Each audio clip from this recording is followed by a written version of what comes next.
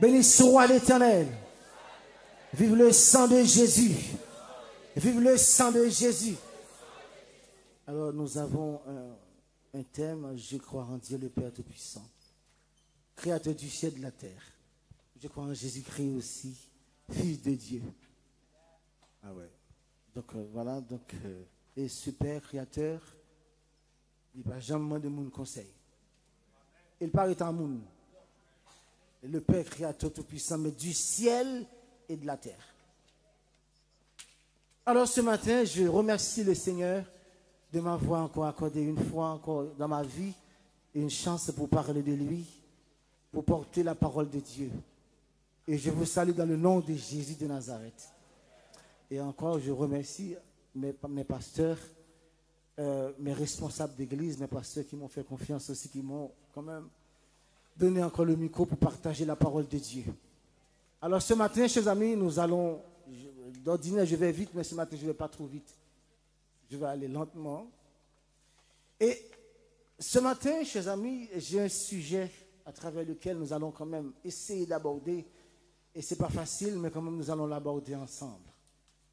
Dans la mesure que Dieu nous a fait grâce, nous allons quand même, dans les temps qui m'est imparti, voilà, donc là, nous allons aborder ce sujet. C'est qu'est-ce qu'un chrétien? Voilà, donc c'est le sujet, c'est qu'est-ce qu'un chrétien?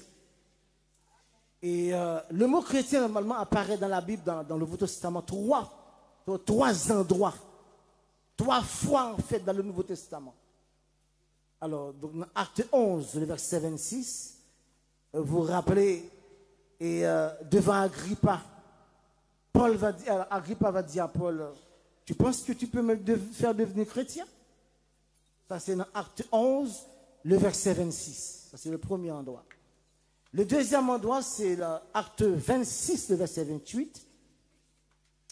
Et dans 1 Pierre 4, le verset 16, qui dit, si tu souffres comme chrétien, il faut donner point honte. Mais il faut donner gloire à Dieu. 1 Pierre 4, le verset 16. Et le troisième endroit sur lequel nous allons parler ce matin, c'est Acte 11, le verset 26. La Bible dit, et nous allons lire ce texte, et je vous demande s'il vous plaît à vous mettre debout, nous allons lire ce texte à la gloire de Dieu. Acte 11, le verset 26, à la gloire de Dieu. Acte 11, le verset 26, à la gloire de Dieu. Ça, il faut le lire ensemble avec moi. Acte 11, le verset 26. C'est affiché, voilà.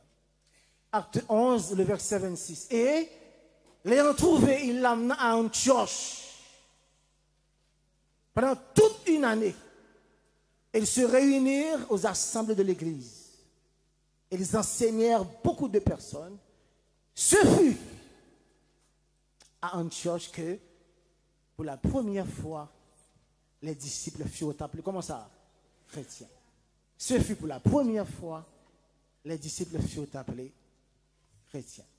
Alors, mettez-vous. Dieu Tout-Puissant, Maître du ciel de la terre. Voilà ta parole qui va livrer devant ton peuple. Nous ne pouvons pas parler de toi, parce que sans toi, nous ne pouvons rien faire. S'il te plaît, Seigneur, accorde-nous la sagesse, accorde-nous l'intelligence, mon Dieu. Enseigne-nous, afin que nous puissions enseigner ton peuple. C'est ainsi que nous te prions dans le nom de Jésus. Amen. Alors, chers amis, le sujet, qu'est-ce qu'un chrétien? Normalement, un chrétien, alors, avant d'aller ici, le texte nous dit que c'est pour la première fois les disciples furent appelés chrétiens. Alors, parce qu'il y a trop de choses. Parce qu'avant, il y avait une persécution, mais je ne rentre pas là. Mais juste après la persécution, ou du moins après la mort, et la décapitation d'Étienne, juste après la mort d'Étienne, il y avait un vent de persécution. Et à Antioche, là, c'est un pays paganisme, les païens. Et en plus, les païens ont vu. Alors, il y a Barnabas et Saul qui ont enseigné tout ce peuple pendant une année. Maintenant, il y avait des païens sur place à Antioche, de Pisidie. OK? Maintenant, les païens qui étaient sur place ont vu les comportements des chrétiens. Je vais aller un peu, je suivais l'heure là. Les païens qui étaient sur place ont vu les comportements de ces hommes-là. Ils ont vu leur manière de faire. Ils ont vu leur façon de parler. Ils disent, ah, ce sont des chrétiens. Et la Bible dit maintenant, c'est pour la première fois les disciples furent appelés chrétiens. Pourquoi? Par leur manière d'aborder, par leur manière de prêcher l'évangile, par leur manière de faire. Il dit non, ça c'est des chrétiens. Bon, c'est vrai, ils l'ont dit d'une manière péjorative. Parce que le texte nous a dit, là, dans 1 Pierre 4, verset 16, il dit, si tu souffres comme chrétien, ne n'aie pas honte. Ça veut dire quoi? Je vais dire ça en créole. Pendant qu'on vient à l'église, on ne pas sonner en bêtise. Donc, on dit, mais attends, on ne peut pas rien pour faire qui c'est l'église pour aller.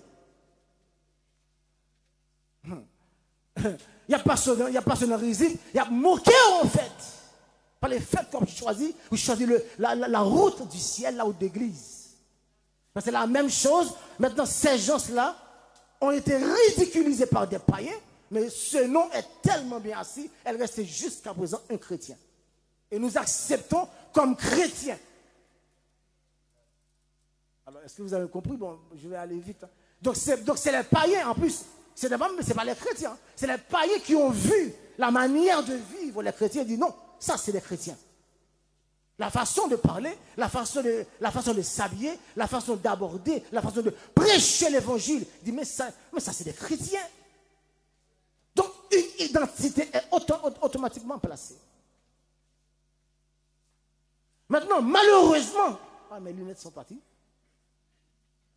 Mais malheureusement, le diable, on a terme au nom de Jésus. Pas capable de me parler, m'a parlé. Parce que démon, depuis le roi, je suis livre trembler. Les bacaros, c'est pour le trembler. Et m'a dit ça, tout ça que nous qui pour le diable, il faut balil aussi. Pour le trembler, mais ça que nous pour choc pour lui, il faut balil. Mais le diable, au nom de Jésus, pas rien dans même pour lui. Et si je remarque que je suis parce que si je remarque que je suis pour le diable, je balil. Parce que quand je suis qui pour lui, non même. Mais même garder, c'est ça que je me balil. Puisque je me balil, mais qui doit faire l'évangile? Ah oui, c'est ça. Puisque je me balil, on ne peut pas empêcher mal au ciel aussi. Tout ça que nous même qui pour me balil. Donc nous quittons. Et ça va m'aider, ma commande, c'est vous descendre dans l'abîme. Alors maintenant, malheureusement, dans ce monde où nous vivons, le mot chrétien a perdu tout son sens. Quand on dit c'est orthodoxe, je suis chrétien. Quand on dit c'est tel, je suis chrétien. Quand on dit je suis chrétien. Non? C'est pas comme ça. Le chrétien, c'est un serviteur de Dieu. Un chrétien, c'est un partisan de Jésus-Christ. C'est ça, oui, c'est ça. Parce que quand il dit, quand vous peut-être qu'on dit ça, l'on fait plus prochain, l'on fait plus recherche approfondie. Vous allez voir, vous êtes un petit Christ. Mais bon, là, moi, je reste en attendant, je reste sage. Je vais dire, nous sommes des partisans de Christ. Un chrétien, c'est un serviteur, un partisan de Jésus-Christ. Un chrétien. Donc maintenant, là, maintenant tout le monde dit je suis chrétien, et je vais plus loin. Le baptême, qui est très important, ne fait pas de vous un chrétien. Malgré que c'est important. Parce que j'ai un texte dans ma tête, j'ai appris ce texte, ça fait plus de 35 ans que j'ai appris ce texte. Dans la classe catéchumène, celui qui m'a enseigné le baptême, il m'a inculqué ce verset. Ça fait plus de 35 ans. C'est 1 Pierre 3, le verset 21, qui dit, cette eau était une figure du baptême, qui n'est pas la purification du sceau du corps, mais l'engagement d'une bonne conscience. Donc, tout ça qui fait, il ne pas baptisé en blanc, il ne pas baptisé. Non, ça c'est les cérémonies. Le baptême, vrai baptême, c'est ton engagement en Christ. Et malgré ça, c'est pas ça qui fait de toi un chrétien. Et c'est important. Et il faut baptiser si tu crois. Deuxièmement, venir à l'église. Est-ce que ça fait de moi un chrétien? Non, malgré c'est important. Il faut souligner ça. C'est important de venir à l'église, mais malheureusement, de venir à l'église tous les jours, d'être toujours présent, ça va suffire pour être un chrétien. Ah bon, peut-être que je ne suis pas satisfait, oui, mais bon, parce que je prêche au Samuel. Participer dans les campagnes, donner la nourriture à Barbès ou bien sur les ponts, je ne sais pas moi. Dans toutes les activités, c'est très bien. Mais ça ne suffit pas pour être un chrétien. Maintenant, le premier test, j'ai noté les textes, le premier test qui va nous montrer. Donc maintenant, dans Jean 3, le verset 3, Jésus a fait rencontre avec un grand homme. Il s'appelle Nicodème. Et ce Nicodème, ce n'est pas n'importe qui. C'est un éminent pharisien. Ah oui, c'est membre du Sanhédrin. Ce n'est pas n'importe qui. Il va dire à Jésus, Rabbi, maître. Attention, madame, pas dormir maintenant. C'est jour pour, il ne faut pas dormir. Si vous diable pour toi, laissez-vous camper. Plutôt camper dans la salle à quoi dormir. Son conseil, alors, Rabbi va. Donc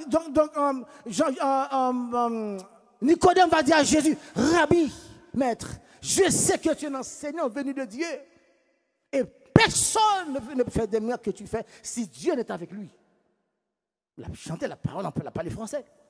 Jésus va répondre, en vérité, je te le dis. Si un homme ne naît de nouveau, il ne peut voir le royaume de Dieu. Donc ça veut dire quoi? Quand je lis ce texte avec des yeux de recherche, j'ai vu maintenant il faut naître de nouveau, il faut naître d'en haut. Il faut régénérer en fait. Un chrétien régénéré, un chrétien transformé par le Saint-Esprit pour devenir chrétien. Ah oui. Ah ouais. Donc il faut naître la nouvelle naissance. Parce que le chrétien, donc il faut naître de nouveau en fait. Il faut la régénération, il faut transformation du cœur par le Saint-Esprit pour devenir chrétien. Parce qu'un chrétien, ce n'est pas n'importe qui, mais c'est quelqu'un qui a choisi, c'est un serviteur de Dieu, celui qui suit le maître, celui qui connaît Dieu. Il faut naître d'en haut. Même si la terre ne vous connaît pas, ce n'est pas grave, mais au moins il faut que vous rencontrez le maître, le Seigneur des Seigneurs. Il faut qu'un jour dans ta vie, que tu avances ici. Et je vais lire un texte, vous allez voir qu'est-ce qui se passe. C'est très important ça. Ah oui.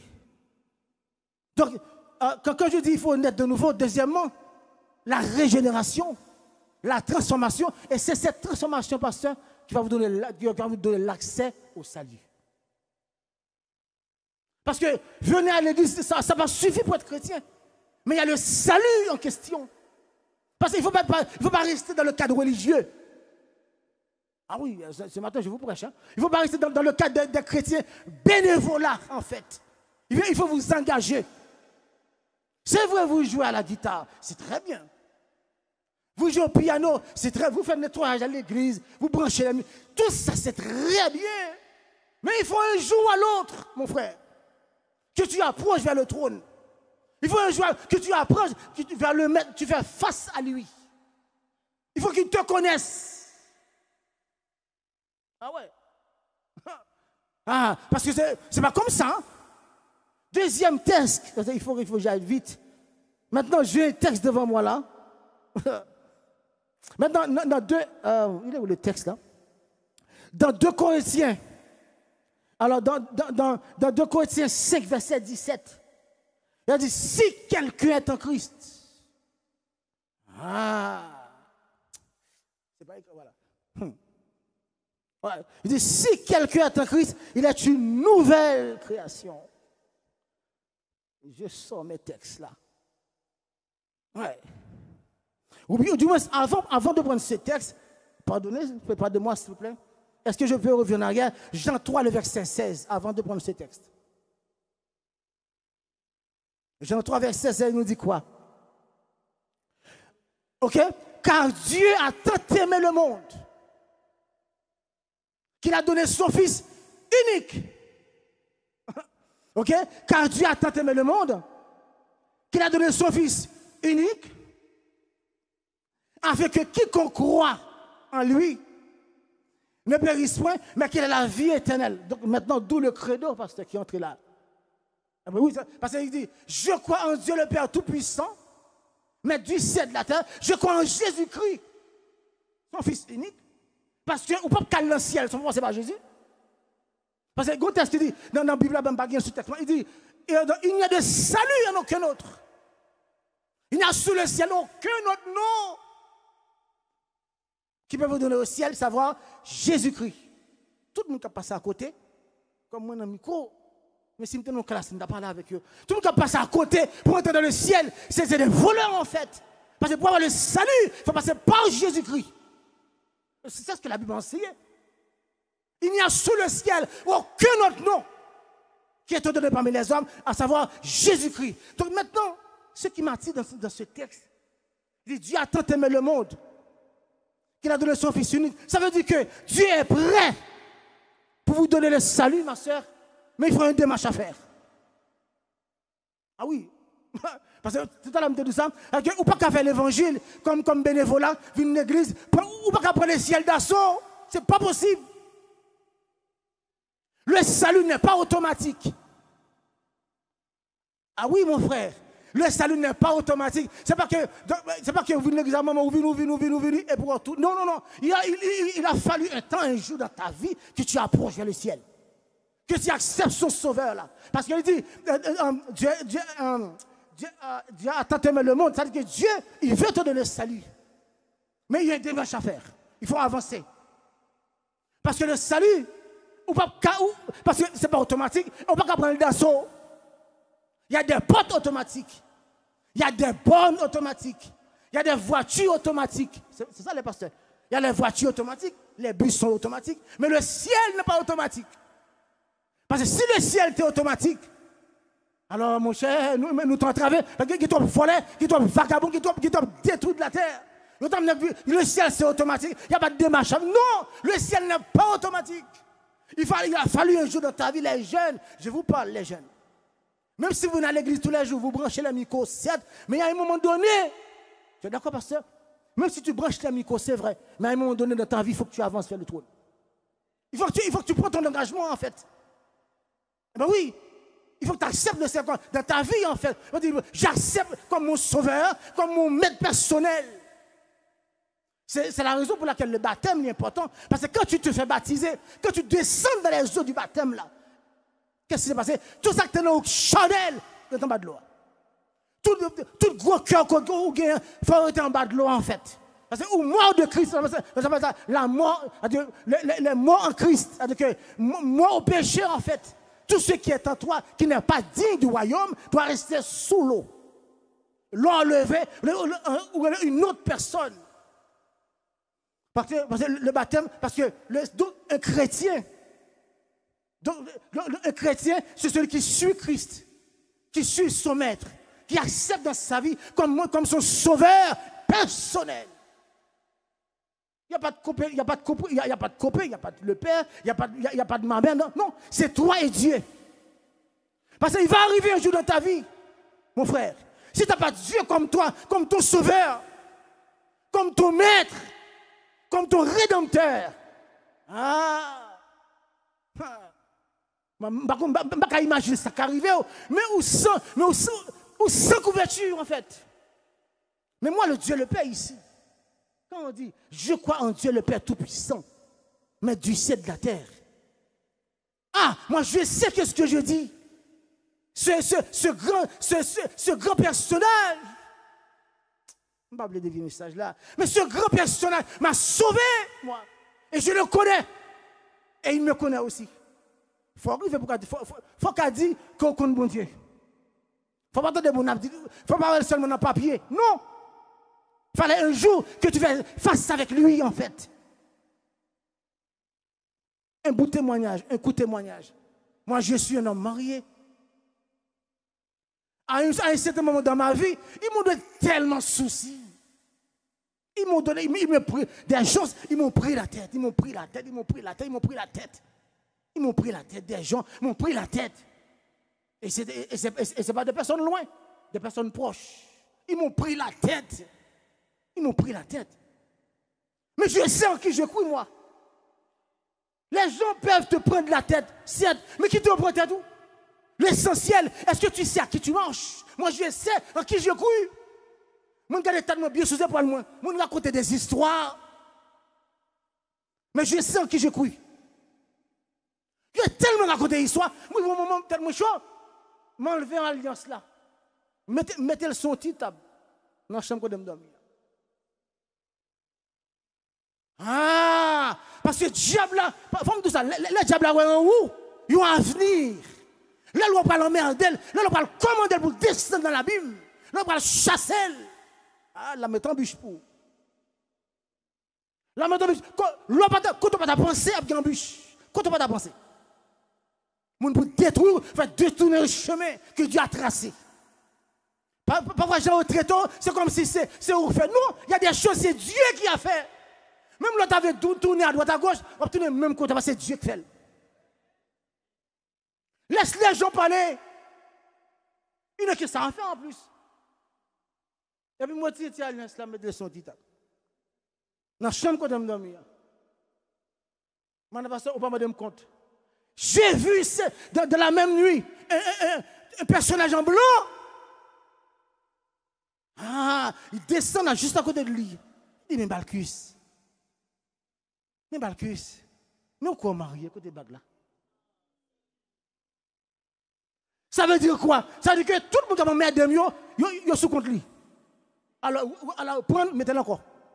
Ouais, prends un fort, mettez-le fort. Moun sa yo, on va faire avec eux. Ma jeune avec eux. Pourquoi marié mais côté bague là? Parce qu'il ne va pas poser une question comme ça. Lui, pour qui ça m'a retiré? Mais non, il dit, ces gens-là, je vais m'occuper d'eux.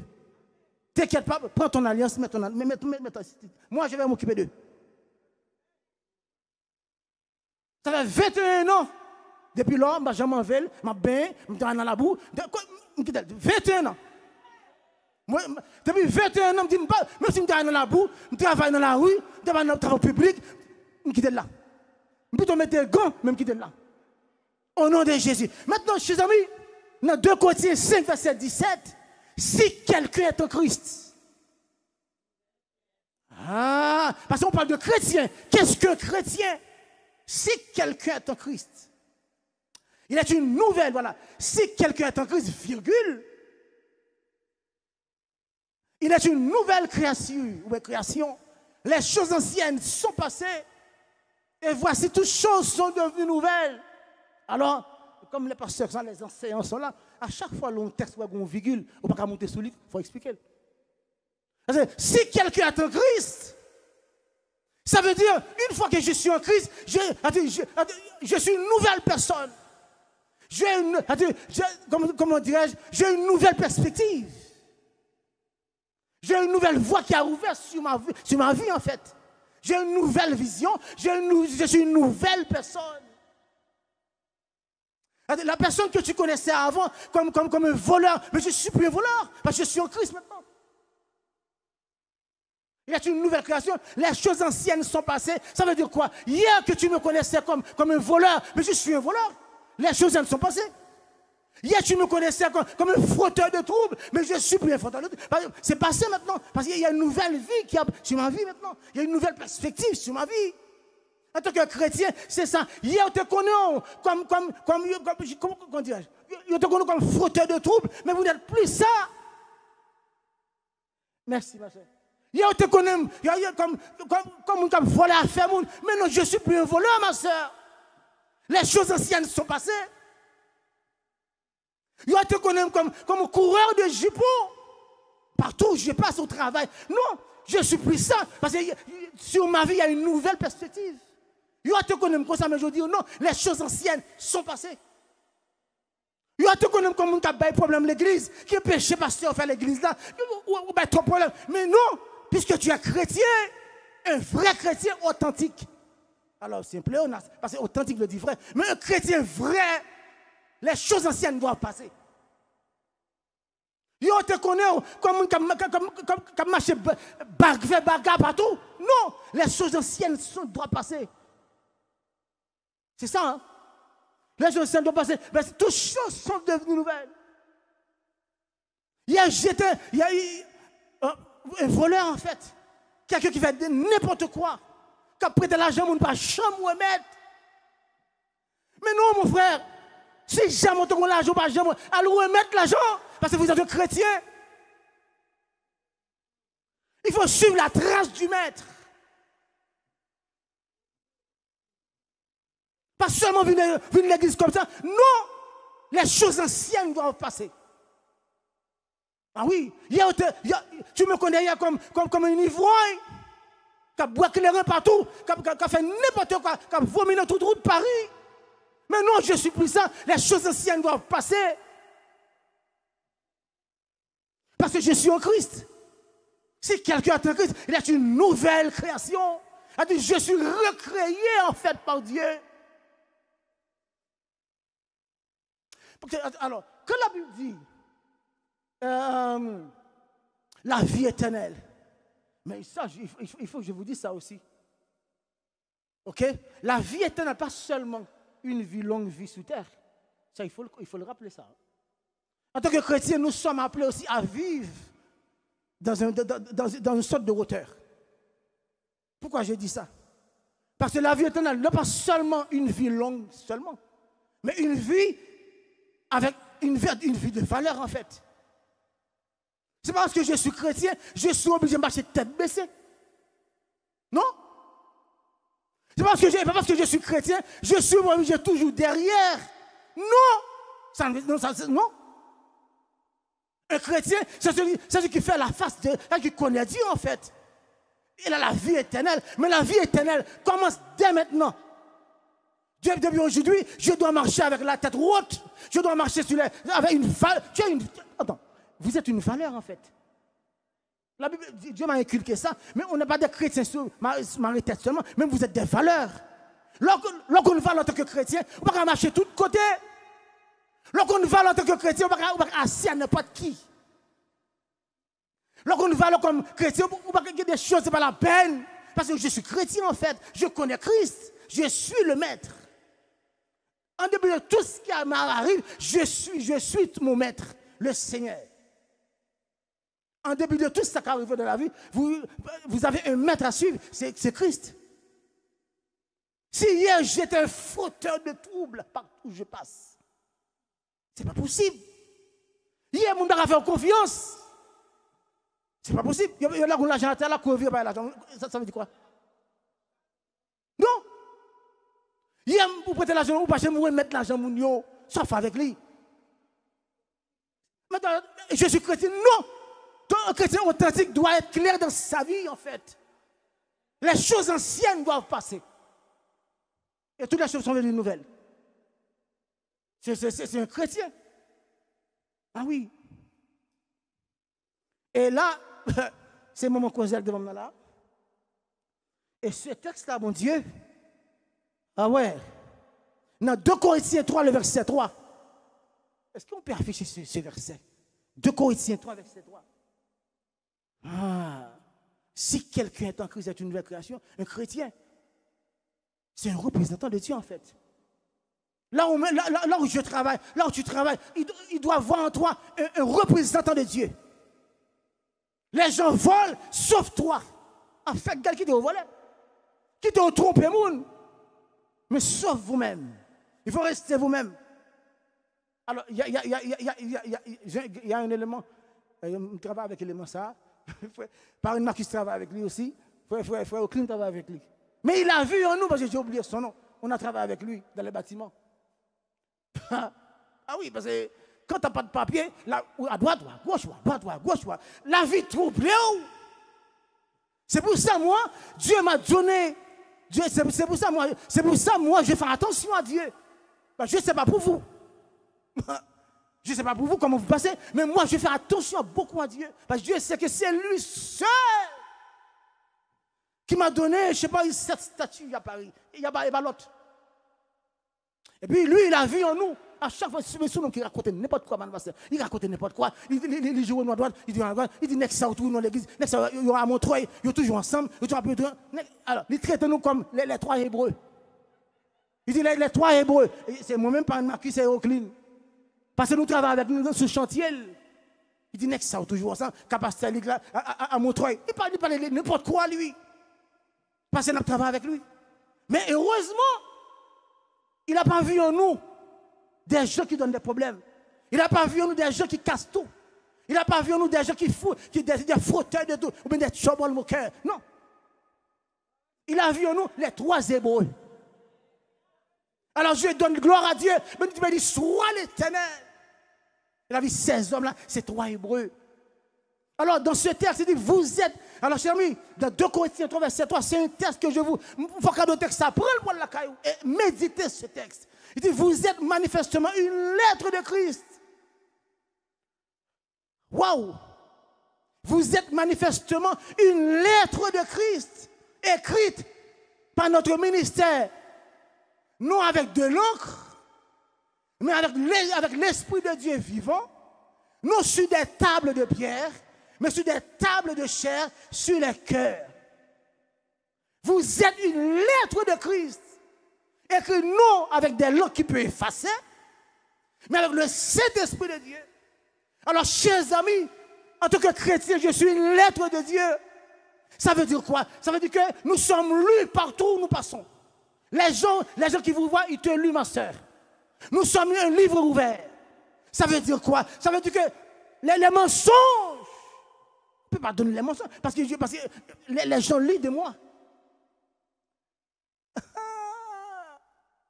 La débauche. Bon, maintenant, il y a un mot qui rentre là, ça vient dans notre tête. La débauche. En tant que chrétien, je dois savoir où je passe. Les gens me lisent, en fait. Et même tout ça, faites attention. Alors où tu travailles, parce que je travaille aux côtés, c'était à Champs-Élysées. Et puis, pendant fait ménage, nos grands bureaux. Et puis, les gens font exprès, ils laissent des montres en or. Vous qui travaillez dans les bureaux à Champs-Élysées. Et madame, Elisane. Cette dame, c'est une grande dame. Même sur l'argent, il fait un grand côté dame, ça. À Champs-Élysées, pendant le travail, aspirateur. Et puis je vois des montres en or. Des grands portables. Des smartphones par terre. Peut-être ils me testaient, moi je ne sais pas. Mais qu'est-ce que je fais? Je prends au bureau. Je dépose. Jusqu'à ce que je quitte ce travail. Ils ne m'ont jamais dit, monsieur Jean, on n'a pas vu le smartphone. Non. Oui. Même si je ne gagne pas beaucoup de l'argent, moi je m'en moque. L'essentiel, je regarde tout le monde manger. C'est ça un chrétien. Même si je gagne l'auto, moi je m'en moque de l'auto. C'est que même si je gagne 1000, 2000 euros, mais avec la sueur de mon fond, avec mon honneur. Parce que j'ai l'évangile à prêcher. Je suis un chrétien quand même. Je dois prêcher l'évangile. Les gens lisent de moi. Peu importe qu'est-ce qui m'arrive dans ma vie, mais je prêche l'évangile. Donc là, chers amis, vous êtes une lettre de Christ. Ah, tu vois la débauche. Quand je dis la débauche, je ne suis pas venu pour vous lapider, non. Si jamais vous vous êtes trouvé dans une situation, mais en tant que chrétien, puisqu'il parlait de si quelqu'un est en Christ, ma position en tant que chrétien me demande de supprimer cette vie, ou bien d'éloigner cette vie, ou bien de résister à ce siècle présent. Si quelqu'un est en Christ, il y a une nouvelle création, il y a une position en fait. Ma position en tant que chrétien me dit non, frère Jean, il y a des choses que tu ne peux pas continuer dans ta vie parce que tu es chrétien. C'est ta position. Je peux continuer à mentir, non, mais ma position m'interdit de mentir. Faire n'importe quoi avec des femmes, on ne peut pas faire ça parce qu'il y a ma position en tant que chrétien qui me dit non, on ne peut pas continuer. Il faut il faut résister ou bien il faut renoncer à cette vie. Si jamais, chers amis, je ne sais pas avec qui je parle, s'il y a quelqu'un qui se trouve dans une situation difficile, ce matin, Jésus vous appelle. Lui seul peut transformer ta vie. Peut-être dans une situation, je ne sais pas, avec qui tu vis avec quelqu'un. Mais la position en tant que chrétien te demande ce matin, puisque tu es chrétien, à moins que tu aies un faux. Et tout faux, appelé à disparaître. Alors, ce n'est pas une prophétie. Hein? Parce que les faux, depuis qu'on avec faux, il ne va pas loin. Et vraiment dit ça, non? Les faux ne peuvent pas loin. Ah oui. Donc tout ce qui est faux a appelé à disparaître. Donc si jamais tu es dans une situation difficile, au point de vue spirituel, Jésus peut transformer ta vie. Il y a de l'espoir pour chaque personne qui avance vers le trône de la gloire. Donc si tu es chrétien, peut-être tu vis une situation difficile, je comprends. Mais ta position en tant que chrétien te demande de renoncer avec cette vie, mon frère ou ma soeur. Si c'est moi qui est habitué de voler, ma position me dit non, mais frère Balkis, il ne faut plus voler. C'est ma position en tant que chrétien. Donc si j'ai un buffet d'alcool, une ivrogne, ma position me dit non, il faut laisser l'ivrogne. Un excès de table. En tant que chrétien, un chrétien, c'est celui aussi qui a la maîtrise de soi. Oh. Ah oui. C'est chrétien. Parce que qu'est-ce que chrétien? C'est celui qui suit Christ. C'est celui qui reprend l'appel de Dieu à le fait de toutes les nations, des disciples, ou bien on dit aller partout le monde et prêcher la bonne nouvelle à toute la création. Donc un chrétien, c'est celui qui reprend l'appel du maître. D'où le credo. C'est ça, pasteur. Le credo spirituel. C'est-à-dire que le pasteur lui-même, il a reçu l'appel. Qui s'appelle l'a dit? C'est-à-dire que nous ne devons plus rester entre nous. C'est ça, non? Il faut aller partout les jours. Il faut aller partout prêcher la bonne nouvelle. Donc, le credo, c'est-à-dire que l'église universelle, quand on parle de l'église universelle, c'est l'église universelle. C'est-à-dire que celui qui a Montreuil, même s'il n'est pas assis à côté de moi, mais il est dans l'église universelle. Celui qui est à New York, là, il a dans Dieu, il fait partie de l'église universelle. Celui qui est, je ne sais pas moi, à Miami, là, à Canada, quel que soit l'endroit, il y a l'église universelle de Christ. Donc maintenant, en tant que credo, c'est pour sortir de ce siècle 4 murs. Et c'est ça qui a. Alors, je ne vais pas retourner ce message, mais c'est ça qui a enclenché la dernière fois. La division. Et c'est cette division qui a fait la route ouverte à l'évangile aujourd'hui. Alors, on ne veut pas la persécution, mais parfois ça arrive. Qui vous engage à prêcher l'évangile. Aujourd'hui, chers amis, n'oubliez pas que vous êtes une lettre de Christ. Là où tu passes, il y a des gens lisent, des gens voient en toi. Il y a des gens qui peuvent approcher de Christ à travers ton comportement. Il y a des gens aussi qui peuvent éloigner de Dieu à cause de ton comportement. Et ça, c'est malheureux. J'ai trouvé une dame là où je travaille à Leclerc. Et puis, à chaque fois, la dame me voit, elle dit, monsieur, bonjour. Je dis, bon, il m'a dit, est-ce que ça va? Ça va grâce à Dieu. J'ai fait exprès de mater ça va grâce à Dieu. Parce qu'il y a certaines femmes qui ont bon esprit. Mais il y en a aussi, madame pasteur, qui a un esprit derrière invisible. À un moment donné, elle m'a dit, mais vous allez à l'église? Je dis, mais bien sûr, je vais à l'église. Il dit, moi j'allais à l'église. Ah bon? Ah, ça m'attire attention, ça attire attention. J'allais, ça veut dire qu'elle n'allait plus. C'est le parfait. Le parfait, c'est le passé. Il dit, mais pourquoi vous n'êtes pas vous allez? Il dit, non, j'ai vu des comportements de ces gens dans l'église. Ça m'a éloigné de l'église.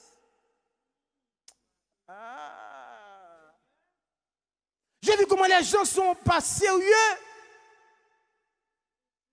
Et puis, elle m'a dit, je suis dégoûté. Et ça, c'est une âme que moi, je commence à prier pour elle. Parce qu'il faut qu'elle revienne vers Dieu. Elle m'a dit, je préfère aller à l'église catholique parce qu'au moins, il ne me connaît pas. Je prends mon messe, et voilà. Et je vous salue, ma pleine de grâce, et puis voilà. Mais au moins, il n'y a pas de frères, sœurs, à quoi là, non. Je dis, mais pourquoi? Il dit, parce qu'il y a certains d'entre eux qui m'ont fait haïr l'église. Et ça m'a fait mal. Et ça m'a fait mal beaucoup. Parce que c'est pour ce que Dieu a fait. Si Dieu a ramené à l'église, Mais je dois être quand même un support pour les autres. Avec qui quand les gens me voient, ils doivent voir Christ à travers moi. Je ne suis pas le Christ, mais je représente le Christ. Dans mon comportement, je représente le Christ. Dans ma façon de vivre, je représente le Christ. Je vais terminer. Il est arrivé. Je prends la route pour arriver presque à la maison. Il y a un péage. Et puis, avant de passer le péage, il y a un officier de police. Ah. Moi, alors ça fait longtemps que je n'ai pas en contact avec la police. Ça fait près des années que je ne fais pas en contact avec la police. Il dit, monsieur, bonjour. Je dis, oui, monsieur, bonjour. Il me dit, monsieur, vous allez où et vous venez d'où? Un officier de police, parce que c'est la frontière, parce que moi j'habite en 77. Si vous connaissez vers Nemours-Saint-Pierre. J'habite de l'autre côté là-bas, près de Montangy, vers là-bas. C'est là que j'habite moi. Il m'a dit, monsieur, bonjour. Vous allez où et vous venez d'où? Ah, c'est une belle question. Ah, c'est une assiette, moi.